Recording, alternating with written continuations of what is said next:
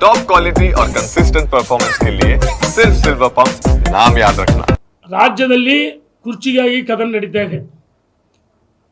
ಸೂರ್ಯಚಂದ್ರ ಎಷ್ಟು ಸತ್ಯನೋ ಈ ಸರ್ಕಾರ ಪತನ ಆಗುತ್ತೆ ನೋಡಿ. ಒಂದು ನಿಮಿಷ, ನಾವು ಪ್ರಜಾತಂತ್ರ ವ್ಯವಸ್ಥೆ 5 ವರ್ಷ ಈ ಸರ್ಕಾರ ಇರಬೇಕು, ಮಧ್ಯಂತರ ಚುನಾವಣೆಗಳು ಬರಬಾರ್ದು, ಜನರಿಗೆ ಭಾರ ಆಗುತ್ತೆ.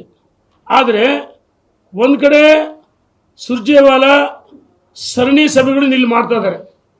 ಕಳೆದ 15 ದಿವಸದ ಸರಣಿ ಸಭೆಗಳು ಮಾಡ್ತಾ ಇದ್ದಾರೆ.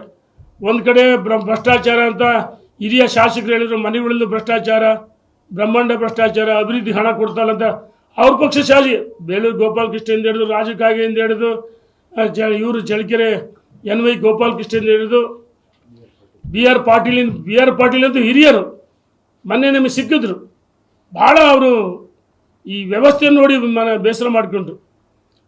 ಅವರು ಸರ್ಕಾರ ವಿರುದ್ಧ ಭ್ರಷ್ಟಾಚಾರ, ಇನ್ನೊಂದು ಕಡೆ ಅಭಿವೃದ್ಧಿ ಆಗಲ್ಲ, ಅವ್ರ ಪಕ್ಷ ಶಾಸಕರು ಮಾತಾಡ್ತಿದ್ದಾರೆ, ನಾವು ಮಾತಾಡಲ್ಲ.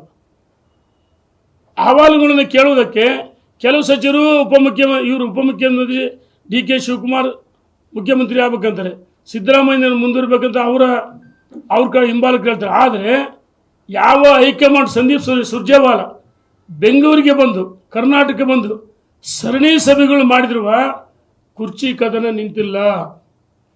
ಅದು ಒಳಗಿತ್ತು, ಮತ್ತಷ್ಟು ಸ್ಫೋಟ ಆಯ್ತು. ಸುರ್ಜೇವಾಲಾ KPH ಆಗಲೇ ಅಲ್ಲ, ಅವರಿಗೆ ಸ್ಫೋಟ ಆಯ್ತು. ಮುಖ್ಯಮಂತ್ರಿ ಆಗ್ಬೇಕಂತ ಅವ್ರ ಪಕ್ಷ ಶಾಸಕರು ಇವ್ರು ಆಗ್ಬೇಕು, ಅವ್ರು ಆಗ್ಬೇಕು, ಮುಂದುವರಿಬೇಕಂತ ಅವ್ರು ಹೇಳ್ತಾರೆ. ಇನ್ನೂ ಸರಣಿ ಸಭೆಗಳು ಮಾಡ್ತಾ ಇದ್ದಾರೆ. ನಾಳೆ ಮುಖ್ಯಮಂತ್ರಿಗಳು ಉಪಮುಖ್ಯಮಂತ್ರಿಗಳು ಡೆಲ್ಲಿ ಹೋಗ್ತಾರೆ.